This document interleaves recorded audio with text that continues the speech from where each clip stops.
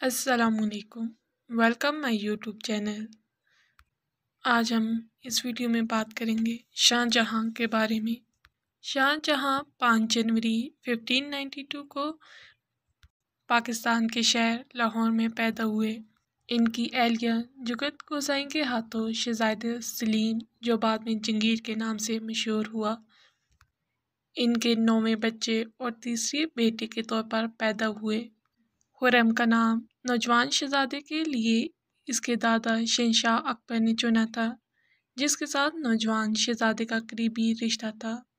جہانگیر نے بتایا کہ اکبر خرم کو بہت پسند کرتا تھا اور اکثر اس سے کہا کرتا تھا کہ اس کا اور تمہارے دوسرے بیٹوں میں کوئی موازنہ نہیں ہے، میں اسے اپنا سچا بیٹا سمجھتا ہوں۔ جب خرم پیدا ہوا تو اکبر نے اسے خوشائند سمجھ کر شہزادے کی پرورش سلیم کے گھر کے بجائے اس کے گھرانے میں کی اور اس طرح اسے رقیہ سلطان بیگم کی دیکھ بھال کے سپرد کر دیا گیا۔ رقیہ نے خرم کی پرورش کی بنیادی ذمہ داری سنبھالی اور خیال کیا جاتا ہے کہ خرم کو پیار سے پالا تھا۔ جہانگیر نے اپنی یادداشتوں میں لکھا ہے کہ رقیہ اپنے بیٹے خرم سے 1000 گنا زیادہ پیار کرتی تھی۔ تاہم 1605 میں اپنے دادا اکبر کی موت کے بعد وہ اپنی ماں جگت گوسائی کے دیکھ بھال میں واپس آ گئی، جن کی اس نے دیکھ بھال کی اور بے پناہ محبت کی۔ اگرچہ پیدائش کے وقت اس سے علیحدگی اختیار کر لی تھی، لیکن وہ اس کے لیے وقف ہو گیا تھا اور عدالتی تاریخ میں اسے حضرت کہہ کر مخاطب کیا تھا۔ 8 اپریل 1619 کو اکبر آباد میں جگت گوسائی کی موت پر جہانگیر کے ذریعے ان کو ناقابل تسخیر ہونے اور 21 دن تک سوگ کرنے کا ریکارڈ ہے۔ سوگ کی مدت کی ان 3 ہفتوں تک اس نے کسی عوامی جلسے میں شرکت نہیں کی اور سادہ سبزی خوراک کھانوں پر گزارا کیا۔ ان کی ہمشیرہ ممتاز محل نے اسی عرصے کے دوران غریبوں میں کھانے کی تقسیم کی ذاتی طور پر نگرانی کی۔ وہ ہر صبح تلاوت قرآن کی امامت کرتے اور اپنے شوہر کو زندگی اور موت کے بارے میں بہت سے اسباق دیتی اور اس سے التجا کرتی کہ غم نہ کرے۔ بچپن میں خرم نے مغل شہزادے کے طور پر اپنی حیثیت کے مطابق ایک وسیع تعلیم حاصل کی، جس میں جنگی تربیت اور مخالفت ثقافتی فنون جیسے شاعری اور موسیقی کی نمائش شامل تھی، جن میں سے زیادہ تر کو درباری تاریخ نگاروں کے مطابق جہانگیر نے شامل کیا تھا۔ اس کے مورخین قزوینی کے مطابق شہزادہ خرم صرف چند ترکی الفاظ سے واقف تھا اور بچپن میں اس نے زبان کے مطالعے میں بہت کم دلچسپی ظاہر کی تھی۔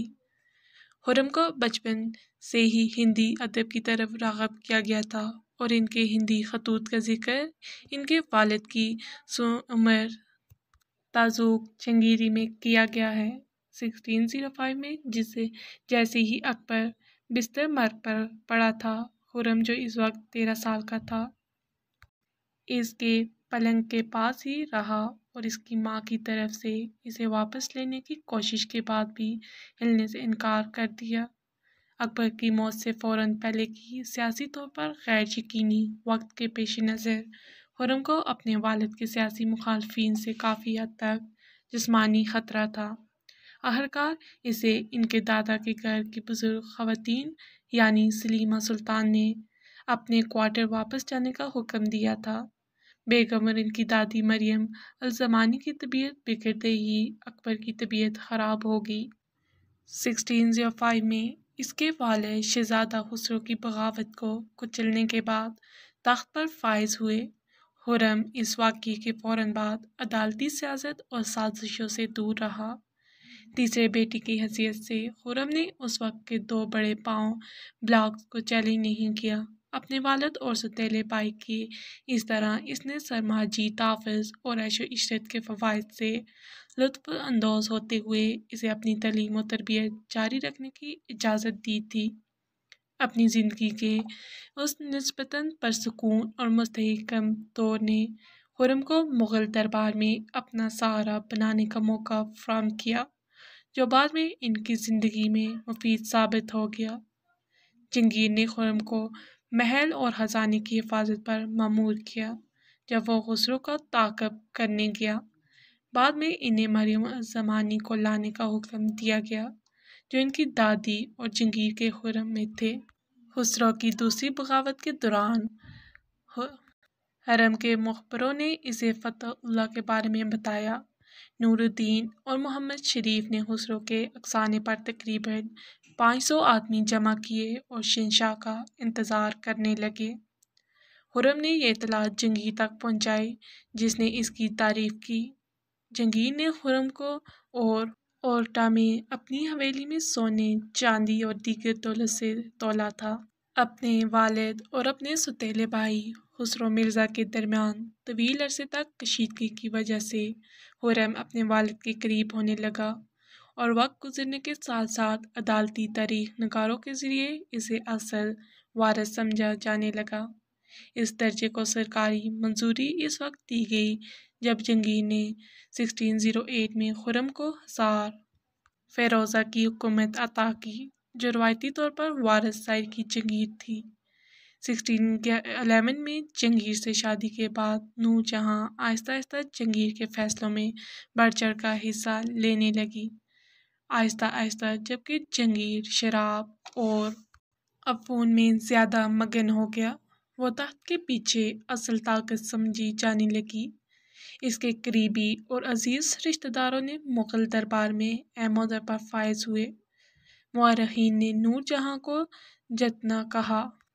خرم اپنی سوتیلی ماں نور جہاں کے ساتھ مسلسل تنازعات میں تھا جس نے اپنے داماد شہریار مرزا کو مغلیہ تخت کی جانشینی کے لیے پسند کیا۔ اس نے مغل دربار میں اس کی پوزیشن کو کمزور کرنے کی کوشش کی اور اسے دکن میں بہت دور ممالک پر بھیج کر اس بات کو یقینی بنایا کہ اس کے داماد پر بہت سے احسانات کیے جا رہے ہیں۔ خرم نے اس خطرے کو محسوس کرنے کے بعد اپنی حیثیت کو لاحق وارث کے طور پر 1622 میں اپنے والد کے خلاف بغاوت کر دی لیکن کامیاب نہیں ہوا اور بالآخر اپنے والد کے حق سے محروم ہو گیا۔ 1627 میں جہانگیر کی موت سے ایک سال پہلے جہانگیر کے نام کے ساتھ نور جہاں کے نام پر مشتمل سکے چلائے جانے لگے۔ 1627 میں جہانگیر کی موت کے بعد خرم اور اس کے سوتیلے بھائی شہریار مرزا کے درمیان مغل تخت کی جانشینی کے لیے جھگڑا شروع ہوا۔ خرم نے جانشینی کی جنگ جیتی اور 5واں مغل بادشاہ بنا۔ نور جہاں کو بعد میں اس کے شاہی قد کاٹ، مراد اور معاشی گرانٹ سے محروم کر دیا گیا اور خرم کے حکم پر نظر بند کر دیا گیا اور اپنی موت تک پرسکون زندگی گزاری۔ 1607 میں خرم کی ارجمند بانو بیگم سے منگنی ہو گئی جسے ممتاز محل فارسی میں محل میں سے منتخب کردہ کے نام سے بھی جانا جاتا ہے۔ وہ تقریباً 14 اور 15 سال کے تھے جب ان کی منگنی ہوئی اور 5 سال بعد شادی ہو گئی۔ نوجوان لڑکی کا تعلق فارسی کے ایک نامور خاندان سے تھا جو اکبر کے دور سے مغل بادشاہوں کی خدمت کر رہا تھا۔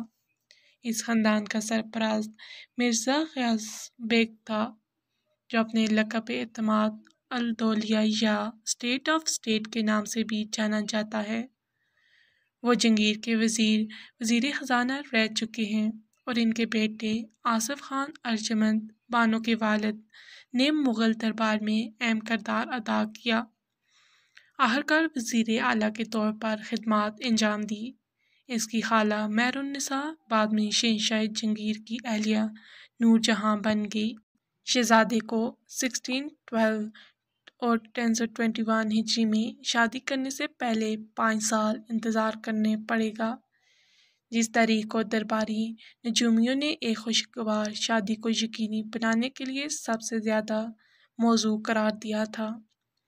یہ اس وقت کے لیے غیر معمولی طور پر طویل مصروفیت تھی۔ تاہم شاہ جہاں نے سب سے پہلے شہزادی قندھاری بیگم سے شادی کی جو فارس کے شاہ اسماعیل اول کے پڑپوتے کے بیٹے تھے جس سے اس کی ایک بیٹی تھی جو اس کی پہلی اولاد تھی۔ شاہ جہاں اپنے 3 بیٹوں کے ساتھ دارا شکوہ شاہ شجاع اور اورنگزیب اور ان کے نانا آصف خان چہارم 1612 میں 20 سال کی عمر میں خرم نے ارجمنڈ بانو بیگم سے شادی کی، جو کہ ممتاز محل کے لقب سے مشہور ہوئی۔ عدالت کے نجومیوں کی طرف سے چنی گئی مبارک تاریخ پر شادی خوشائند تھی اور خرم اس کے لیے وقف رہا۔ اس نے اسے 14 بچے پیدا کیے، جن میں سے 7 جوانی میں بچ گئے۔ اگرچہ دونوں کے درمیان حقیقی محبت تھی، لیکن ارجمنڈ بانو بیگم سیاسی طور پر ایک ہوشیار خاتون تھی اور اپنے شوہر کے ایک اہم مشیر اور بااعتماد کے طور پر کام کرتی تھی۔ بعد میں مہارانی کے طور پر ممتاز محل نے بے پناہ طاقت حاصل کی، جیسے کہ ریاستی معاملات میں اپنے شوہر سے مشورہ کرنا اور شاہی مہر کا ذمہ دار ہونا، جس کی وجہ سے وہ اپنے حتمی مسودے میں سرکاری دستاویز کا جائزہ لے سکتی تھی۔ ممتاز محل کا انتقال 38 سال کی عمر میں 7 جون 1631 برہانہ پور میں گول آرا بیگم کو جنم دیتے ہوئے ہوا۔ اس کی موت نفلی ہیمراج کی وجہ سے ہوئی، جس کی وجہ سے 30 گھنٹے کی تکلیف دہ مشقت کے بعد خون کا کافی نقصان ہوا۔ معاصرہ مورخین نوٹ کرتے ہیں کہ شہزادے جہاں آرا، جس کی عمر 17 سال تھی، اپنے والدہ کے در سے اس قدر پریشان تھے کہ اس نے خدائی مداخلت کی امید میں غریبوں میں جواہرات تقسیم کرنے شروع کر دیے، اور شاہ جہاں کو غم سے مفلوج اور رونے کے قابل سمجھا جاتا ہے۔ اس کی لاش کو عارضی طور پر ایک دیوار والے خوشی کے باغ میں دفن کیا گیا، جسے زین آباد کہا جاتا ہے، جو اصل میں شاہ جہاں کے چچا شہزادہ دانیال نے دریائے تپتی کے کنارے تعمیر کیا تھا۔ اس کی موت نے شاہ جہاں کی شخصیت پر گہرا اثر ڈالا اور تاج محل کی تعمیر کو متاثر کیا، جہاں بعد میں اسے دوبارہ دفن کیا گیا۔ درمیانی سالوں میں خرم نے دوسری بیویاں بھی کر لیں، جن میں قندھاری بیگم 28 اکتوبر 1610 اور نسا بیگم 2 ستمبر 1607، مظفر حسین مرزا صوفی کی بیٹیاں اور شاہ نواز خان ابدال کے بیٹے ہیں، بترتیب رحیم خان اول خان، لیکن عدالتی تاریخ نگاروں کے مطابق ان کی دوسری بیویوں کے ساتھ اس کے تعلقات سیاسی لحاظ سے زیادہ تھے اور انہیں سے شاہی بیویوں کا درجہ حاصل تھا۔ خرم نے اپنی سوتیلی چچا زاد بہن لیلاوتی بائی سے شادی کی تھی، جو کھرواہ کے ساگر سنگار راٹھوں کی بیٹی تھی۔ یہ شادی اس وقت ہوئی جب خرم اپنے والد جہانگیر کے خلاف بغاوت کر رہا تھا۔ فرانسوا بنیئر ایک فرانسیسی مالج جس نے 1659 سے 1668 تک ہندوستان کا دورہ کیا تھا، ریکارڈ کرتا ہے کہ شاہ جہاں کے جہاں آرا بیگم کے ساتھ تعلقات بنیاد کی شائستگی سے بڑھ کر تھے کہ یہ افواہ تھی کہ وہ بے حیائی کے رشتے میں تھے۔ اس طرح کے دعوے گیلارڈ، پیٹر منڈی اور ٹینویر نے بھی لگائی ہیں۔ اس کی بنیاد پر مورخ ورنسٹ اسمتھ بھی اس بات کی دلیل دیتے ہیں، لیکن جیسا کہ مورخ ہی بھی سکینہ ظاہر کرتا ہے، اس طرح کے دعوے کی کوئی حمایت نہیں ہے۔ نکولاؤ مانوچی جو بنیئر کا اہم اثر تھا، جو دوسری صورت میں جہاں آرا کی خرابیوں اور محبت کے معاملات کے بارے میں آزادانہ طور پر بات کرتا ہے، اپنے بے حیائی کے الزام کو مسترد کرتا ہے اور کہتا ہے اس نے جہاں آرا بڑی تندہی اور محبت کے ساتھ اس کی خدمت کی تاکہ اس کے والد اس کی درخواست شادی کے لیے مان لے۔ اسی وجہ سے عام لوگوں نے اشارہ کیا کہ اس نے اپنے والد کے ساتھ بے حیائی کی اور اس نے موونسیریو بنیئر کو اس شہزادی کے بارے میں بہت سی باتیں لکھنے کا موقع دیا جو مکمل طور پر کم لوگوں کی باتوں پر قائم ہیں۔ مزید مانوچی یہ بھی کہتا ہے کہ برنیئر جو لکھتا ہے وہ بھی غلط تھا، جیسا کہ مورخ کے ایسے لال نے دعویٰ کیا ہے۔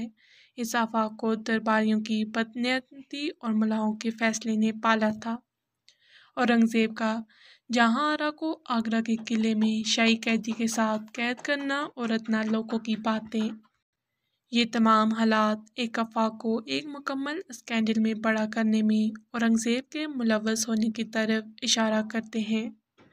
शुरू ही से दारा औरंगज़ेब के ताल्लुकात खुशगवार नहीं थे और जहां आरा की तरफ थी। जानशीनी की जंग के दौरान आमरा और दरबारी दोनों शहजादों की हमायत में दो कैंपों में बढ़ चुके थे। जब औरंगज़ेब ने तख्त हासिल किया तो इसके हामियों की तादाद बढ़ गई। औरंगज़ेब भी करीब थे। इस तरह ये मुमकिन था कि मौलाना के फैसले से औरंगज़ेब बैग बख्श शाहजहाँ और शाह आरा दोनों की तस्वीरों को तबाह करने के दरपे थे। शहजादा खुर्रम ने गैर मामूली फ़ौजी सलाहियतों का मुजाहरा किया। खुर्रम के लिए अपनी फ़ौजी सलाहियत को जांचने का पहला मौका मेवाड़ की राजपूत रियासत के खिलाफ मुग़लों की मुहिम के दौरान था, जो अकबर के दौरे हुकूमत से मुग़लों की मुखालफत कुव्वत थी। दिसंबर 1613 में एक अच्छे वक्त पर शहजादा खुर्रम को मुख्तलिफ किस्मों से रास्ता किया गया, बशमूल मेवाड़ भेजा गया। 1 साल की सख्त जंग के बाद राणा अमर सिंह अव्वल ने मशरूत तौर पर मुग़ल फ़ौज के सामने हथियार डाल दिए और मुग़ल सल्तनत की एक जागीर रियासत बन गई। 1615 में खुर्रम ने अमर संगा के वारिस करण संग को जहांगीर के सामने पेश किया। खुर्रम को इसकी माँ और सौतेली माँ को खराज अकीदत पेश करने के लिए भेजा गया था और बाद में जहांगीर ने इसे नवाजा था। इसी साल इनका मनसब 12,000 से बढ़ाकर 15,000 कर दिया गया, जिसके भाई परवेज़ के बराबर कर दिया गया और 1616 में मज़ीद बढ़ाकर 20,000 कर दिया गया। 1616 में खुर्रम की दुकन रवानगी पर जहांगीर ने इसे शाह सुल्तान खुर्रम के खिताब से नवाजा। 1617 में खुर्रम को सल्तनत की जनूबी सरहदों को महफूज बनाने और खित्ते पर साम्राज्यी कंट्रोल को बहाल करने के लिए दुक्कन में लोडियों से निपटने की हदायत की गई। इन मामात में कामयाबियों के बाद 1617 में वापसी पर खुर्रम ने जहांगीर के सामने कुरोज का मुजाहरा किया, जिसने इसे जारूक का बुलाया और इसे गले लगाने के लिए अपने नशिस्त उठा। जहांगीर ने इसे शाहजहाँ यानी फ़ारसी दुनिया का बादशाह का खिताब भी दिया और इसके फ़ौजी ओहदे को बढ़ाकर 20 से 30,000 कर दिया और इसने अपने दरबार में एक ख़ास तख्त की इजाज़त दी, जो एक शहज़ादे के लिए बेमिसाल आज़ाद था। एडवर्ड एस होल्डन लिखते हैं, वो कुछ लोगों से खुश था, दूसरों से हसद करता था, किसी से प्यार नहीं करता था। 1618 में शाहजहाँ को इसके वालिद ने जहांगीरनामे की पहली कापी दी थी, जिसने इसे हर चीज़ में मेरे तमाम बेटों में सबसे पहले समझा था। मुग़ल सल्तनत में खुराक और पानी की वारिसियत का तयन कॉपरेंसी के ज़रिए नहीं किया जाता था, बल्कि शाही बेटों ने फ़ौजी कामयाबियाँ हासिल करने और अदालत में अपनी ताकत को मुस्तहकम करने के लिए मुकाबला किया था। ये अक्सर बगावतों और जानशीनी की जंगों का बाइस बनता था। नतीजे के तौर पर खुर्रम के इब्तदाई सालों में एक पेचीदा सियासी माहौल ने मुग़ल दरबार को घेर लिया। 1611 में इसके वालिद ने एक फ़ारसी रईस की बेवा बेटी नूरजहाँ से शादी की। वो तेज़ी से जहांगीर के दरबार की एक अहम रुकन बन गई और अपने भाई आसिफ खान के साथ मिलकर काफ़ी असर व रसूख हासिल कर ली। अरमजन आसिफ खान की बेटी थी और खुर्रम से इसकी शादी ने अदालत में नूरजहाँ और आसिफ खान की पोजीशन मजबूत कर दी। अदालती साजिशें ताहम नूरजहाँ का अपनी बेटी को शहजादा खुर्रम के सबसे छोटे भाई शहजादा शहरयार से अपनी पहली शादी से रखने का फ़ैसला और तख्त पर इसके दावे के लिए इसकी हमायत ने बहुत ज़्यादा अंदरूनी तकसीम का बाइस बना। शहजादा खुर्रम ने अपने वालिद पर नूरजहाँ के असर और रसूख से नाराज़गी ज़ाहिर की और अपने पसंदीदा शहरयार अपने सौतेले भाई और अपने दामाद के साथ दूसरी बाजी बजाने पर नाराज़ हुए। जब फ़ारसियों ने कंधारा का मुआसरा किया तो نور جہاں معاملات کی سربلندی پر تھی۔ اس نے شہزادہ خرم کو قندھارا کی طرف مارچ کرنے کا حکم دیا، لیکن اس نے انکار کر دیا۔ شہزادہ خرم کے نور جہاں کے حکم کو ماننے سے انکار کے نتیجے میں قندھارا 45 دن کے محاصرے کے بعد فارسیوں کے ہاتھ میں چلا گیا۔ شہزادہ خرم کو خدشہ تھا کہ ان کی غیر موجودگی میں نور جہاں ان کے والد کے خلاف زہر اگلنے کی کوشش کریں گی اور جہانگیر کو اس کے جگہ شہریار کا نام دینے پر راضی کریں گی۔ اس خوف نے شہزادہ خرم کو فارسیوں کے خلاف لڑنے کے بجائے اپنے والد کے خلاف بغاوت پر آمادہ کیا۔ 1622 میں شہزادہ خرم نے ایک فوج کھڑی کی اور اپنے والد اور نور جہاں کے خلاف مارچ کیا۔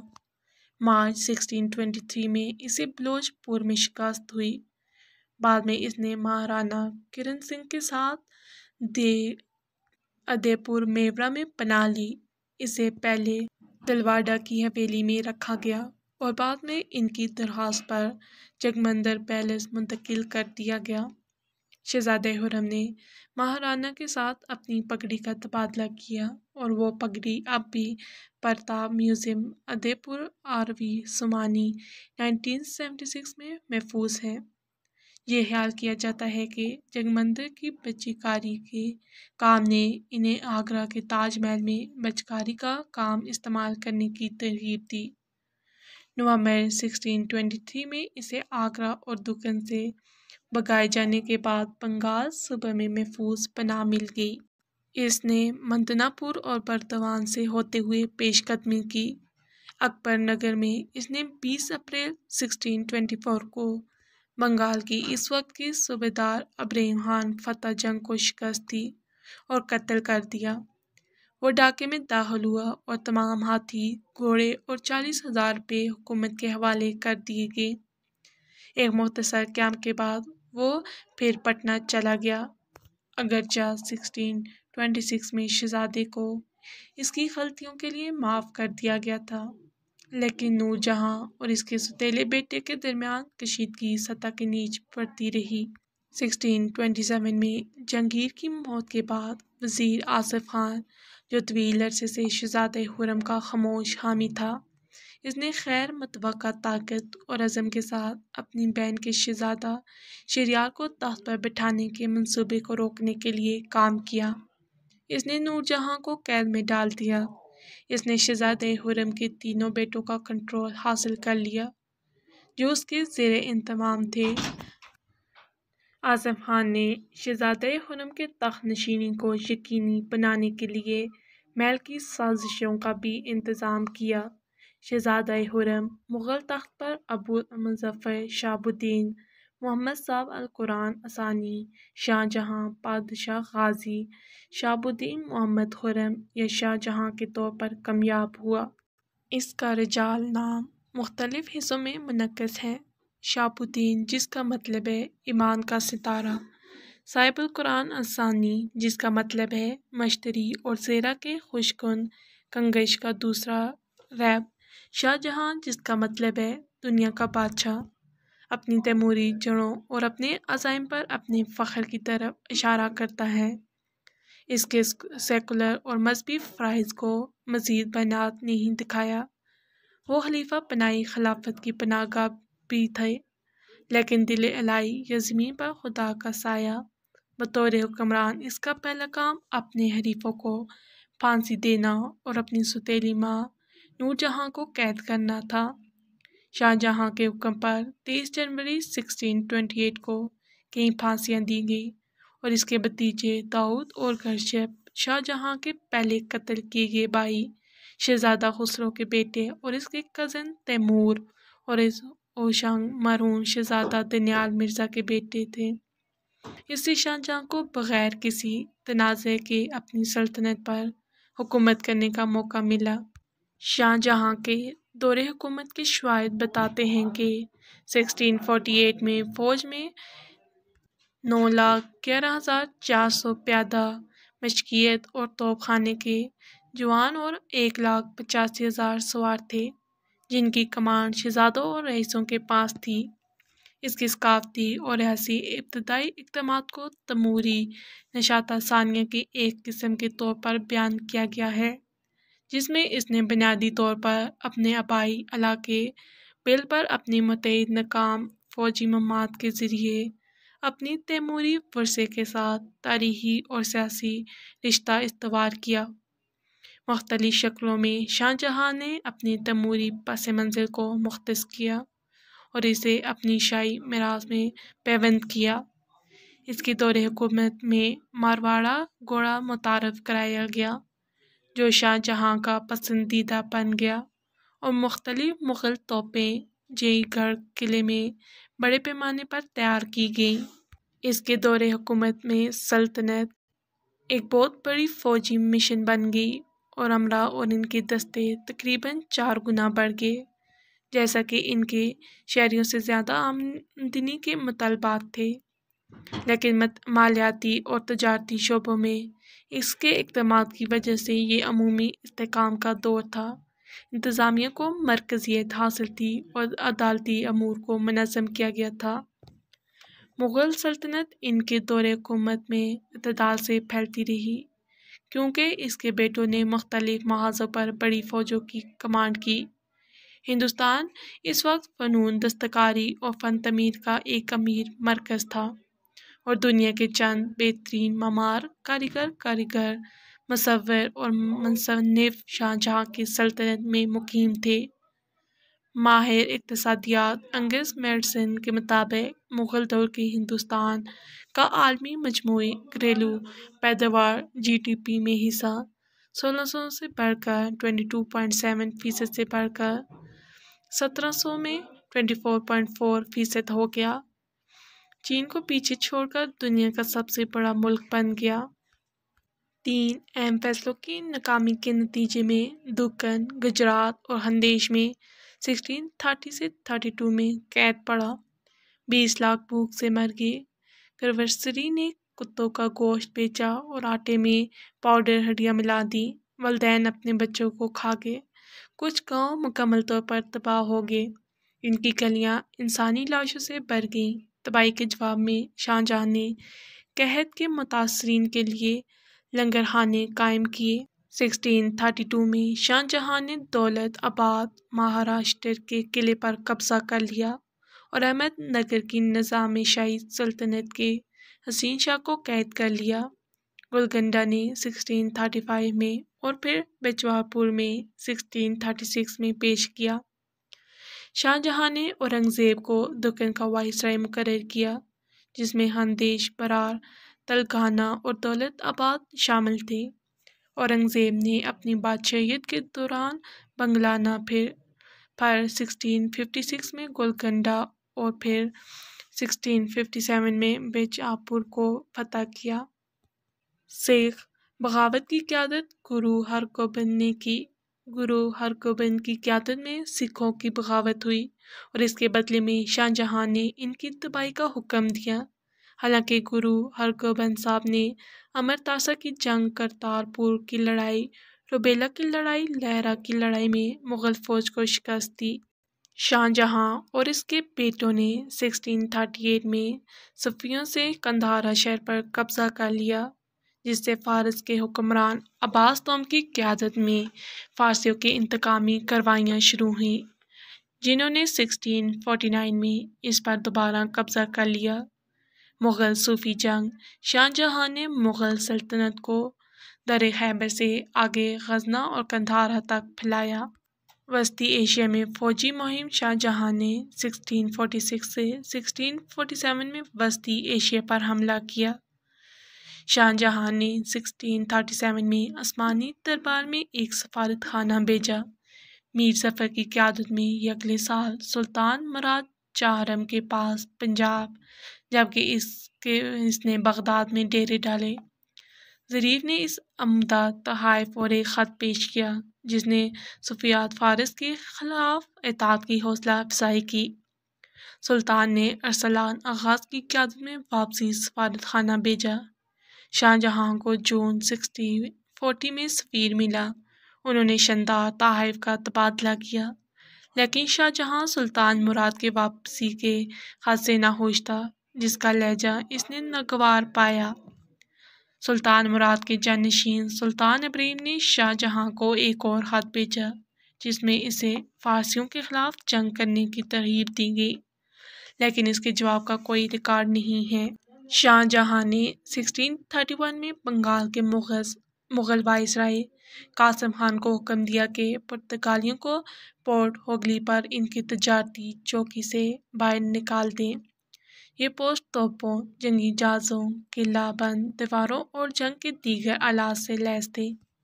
اعلیٰ مغل حکام نے پرتگالیوں اور اسمگلنگ کا الزام لگایا اور تجارتی مسابقت کی وجہ سے مغلوں کے زیر کنٹرول سپرتگیم کی بندرگاہ زوال پذیر ہونے لگی۔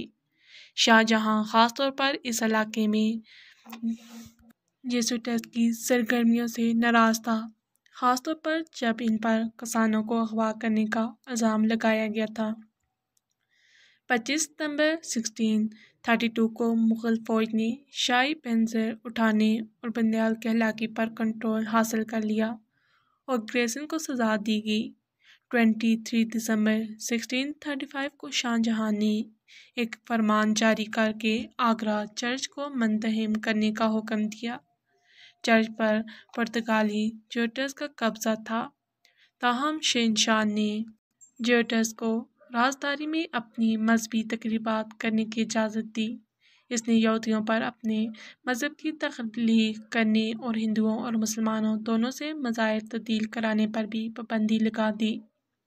بحرہ ہند کا بحری بیڑا شاہ جہاں کے دور حکومت تک مغلیہ سلطنت کے بحریہ کوزیکوڈ میں مقیم تھا، جو بحرہ ہند کی تجارت کو محفوظ بنانے کے لیے تیار تھی، جو کہ ہندوستان کی معیشت کے لیے اہم تھی۔ شاہ جہاں کا خزانچی شیخ فرید تھا، جس نے فرید آباد کی شہر کی بنیاد رکھی تھی۔ شاہ جہاں کے دور حکومت میں گجرات کے کول سب سے زیادہ باغی تھے۔ 1622 میں شاہ جہاں نے راجہ وکرم مجیت کو بھیجا، جو گجرات کے گورنر تھے، احمد آباد کے کولوں کو وزیر کرنے کے لیے۔ 1632 اور 1635 کے درمیان 4 وائس مقرر کیے گئے، کیونکہ وہ کولی سرگرمیوں کو اچھی طرح سے منظم نہیں کر سکتے تھے۔ شمالی گجرات میں کنگریج کے کولوں نے زیادتیاں کی اور نور انگریز کے جام نے خراج ادا نہیں کیا۔ جلدی اعظم خان کو مقرر کیا گیا، جس نے کولیوں کو زیر کر کے صوبے کو ترتیب دیا۔ اعظم خان نے کولی باغیوں کے خلاف مارچ کیا۔ جب اعظم خان سیدھا پور پہنچے تو تاجروں نے ایک کنجی، ایک جوالیہ کولی کے غصے کی تلخ شکایت کی، جو خاص طور پر تجارتی مال لوٹنے اور شاہراہوں پر ڈکیتیوں کے ارتکاب میں ہمت کر رہا تھا۔ اعظم خان جوش و جذبے کے ساتھ شروع کرنے کے لیے بے چین تھے۔ احمد آباد جانے سے پہلے کنجی کے خلاف مارچ کیا، جو احمد آباد سے 60 میل شمال مشرق میں گریلو کے قریب بھدرگاؤں کی طرف بھاگ گئے۔ اعظم خان نے اس کا تعاقب اس قدر گرم جوشی سے کیا کہ کنجی نے ہتھیار ڈال دیے، اپنا لوٹا ہوا مال اس کے حوالے کر دیا، اور نہ صرف یہ کہ وہ دوبارہ ڈکیتی نہیں کرے گا، بلکہ 10,000 روپے سالانہ خراج ادا کریں گے۔ اس کے بعد اعظم خان نے کولی ملک میں 2 قلعہ بند چوکیاں تعمیر کی، ایک کا نام اپنے نام پر اعظم آباد رکھا اور دوسرے کا نام خلیل آباد اپنے بیٹے کے نام پر رکھا، اور اس نے جامنو نگر کو بھی ہتھیار ڈال دیے۔ اگلے وائسرائے اسد ترکھان نے مالی اصلاحات کی۔ 1644 میں مغل شہزادہ اورنگزیب کو وائسرائے مقرر کیا گیا، جو احمد آباد میں ایک جین مندر کو تباہ کرنے کے لیے مذہبی تنازعات میں مصروف تھا۔ اپنی تنازعات کی وجہ سے اس کی جگہ شائستہ خان نے لے لی، جو کالج کو زیر کرنے میں ناکام رہا۔ چنانچہ 1654 میں شہزادہ مراد بخش کو وائسرائے مقرر کیا گیا۔ اس نے جلد ہی خرابی کو بحال کیا اور کولی باغیوں کو شکست دی۔ جب شاہ جہاں 1658 میں بیمار ہو گیا تو دارالشکوہ ممتاز محل کے بڑے بیٹے نے اپنی والد کی جگہ ریجنٹ کا کردار سنبھالا۔ جس نے تیزی سے اپنے بھائیوں کی دشمنی کو جنم دیا۔ اپنے عہدہ سنبھالنے کے بارے میں جاننے کے بعد اس کے چھوٹے بھائی شجاع وائسرائے بنگال اور مراد باغ گجرات کے وائسرائے نے اپنی آزادی کے اعلان کیے اور اپنی دولت کا دعویٰ کرنے کے لیے آگرہ پر چڑھائی کی۔ تیسرے بیٹے اورنگزیب نے ایک اچھی تربیت یافتہ فوج جمع کی اور اس کا چیف کمانڈر بنا۔ اس نے آگرہ کے قریب دارا کی فوج کا سامنا کیا اور سمو گڑھ کی لڑائی کے دوران اسے شکست دی۔ اگرچہ شاہ جہاں اپنی بیماری سے مکمل طور پر صحت یاب ہو گیا، اورنگزیب نے اس حکومت کرنے کے لیے نااہل قرار دیا اور اسے آگرہ کے قلعے میں نظر بند کر دیا۔ ممتاز محل کی سب سے بڑی زندہ بچ جانے والی بیٹی جہاں آرا بیگم صاحبہ نے رضاکارانہ طور پر اپنی 8 سالہ قید باندھ دی اور ان کی پرورش کی۔ جنوری 1666 میں شاہ جہاں بیمار ہو گیا۔ بستر تک محدود وہ بتدریج کمزور ہوتا گیا، یہاں تک کہ 30 جنوری کو اس نے شاہی دربار کی خواتین، خاص طور پر اکبر آبادی محل کے بعد اس کی سالوں کی اپنی ساتھی جہاں آرا کی دیکھ بھال کی تعریف کی۔ کلمہ اور قرآن کی آیات کی تلاوت کے بعد شاہ جہاں 74 سال کی عمر میں انتقال کر گئے۔ شاہ جہاں کے پادری سید محمد فتح اور آگرہ کے قاضی قربان قلعہ میں آئے، ان کی لاش کو قریبی حال میں لے گئے، اسے دھویا، کفن دیا اور چندن کے تابوت میں ڈال دیا۔ شہزادی جہاں آرا نے ایک سرکاری تدفین کا منصوبہ بنایا تھا، جس میں شاہ جہاں کی لاش کے ساتھ ایک جلوس شامل تھا جس میں نامور رئیسوں نے لے جایا تھا، جس کے بعد آگرہ کے قابل ذکر شہری اور حکام غریبوں اور ضرورت مندوں کے لیے سکے بکھیر رہے تھے۔ اورنگزیب نے اس طرح کے دکھاوے کو جگہ دینے سے انکار کر دیا۔ لاش کو تاج محل لے جایا گیا اور وہاں اس کی پیاری بیوی ممتاز محل کی لاش کے پاس دفنایا گیا۔ شاہ جہاں نے اپنے دور حکومت میں تعمیر کی گئی تعمیرات کا ایک عظیم ورثہ چھوڑا۔ وہ مغل فن تعمیر کے سب سے بڑے سرپرستوں میں سے ایک تھے۔ ان کے دور حکومت نے مغل فن تعمیر کے سنہری دور کا آغاز کیا۔ ان کی سب سے مشہور عمارت تاج محل تھی، جسے اس نے اپنی بیوی مہارانی ممتاز محل کے لیے محبت سے بنایا تھا۔ ممتاز محل کے ساتھ ان کے تعلقات کو ہندوستانی فن، ادب اور سینما میں بہت زیادہ ڈھال لیا گیا ہے۔ شاہ جہاں کے پاس ذاتی طور پر شاہی خزانے اور کئی قیمتی پتھر جیسے کوہ نور تھے۔ اس کا ڈھانچہ بڑی احتیاط سے تیار کیا گیا اور اس مقصد کے لیے دنیا بھر سے ماہرین تعمیرات کو بلایا گیا۔ اس عمارت کو مکمل ہونے میں 20 سال لگے تھے اور اسے سفید سنگ مرمر سے اینٹوں سے بنایا گیا تھا۔ ان کی موت کے بعد ان کے بیٹے اورنگزیب نے انہیں ممتاز محل کے پاس اس میں دفن کیا۔ ان کی دیگر تعمیرات میں لال قلعہ، جسے اردو میں دہلی قلعہ یا لال قلعہ بھی کہا جاتا ہے، آگرہ قلعہ کے بڑے حصے، جامع مسجد، وزیر خان مسجد، موتی مسجد، شالیمار باغات، قلعہ لاہور کے حصے، محبت پشاور میں خان مسجد، اسپتال میں منی قطب مینار، جہانگیر کا مقبرہ، ان کے والد کا مقبرہ جس کی تعمیر کی نگرانی ان کی سوتیلی ماں نور جہاں اور شاہ جہاں مسجد نے کی۔ اس کے پاس مور کا تخت طاؤس بھی تھا اور اپنی حکومت کا جشن منانے کے لیے بنایا گیا تھا۔ شاہ جہاں نے اپنے فن تعمیر کے شاہکار پر قرآن کی گہری آیات بھی رکھی تھی۔ پاکستان کے صوبہ سندھ کے شہر ٹھٹھہ میں واقع شاہ جہاں مسجد کراچی سے 100 کلومیٹر 60 میل شاہ جہاں کے دور حکومت میں 1647 میں تعمیر کی گئی تھی۔ یہ مسجد سرخ اینٹوں سے تعمیر کی گئی ہے، جس میں نیلے رنگ کے گلز ٹائلیں ہیں جو شاید سندھ کے کسی اور شہر سے درآمد کی گئی ہیں۔ بالا مسجد میں مجموعی طور پر 93 گنبدیں ہیں اور یہ دنیا کی سب سے بڑی مسجد ہے جس میں اتنی گنبد ہیں۔ اسی خصوصیات کو مد نظر رکھتے ہوئے بنایا گیا ہے۔ گنبد کے ایک سر کے اندر بولنے والے شخص کو دوسرے سرے پر سنا جا سکتا ہے۔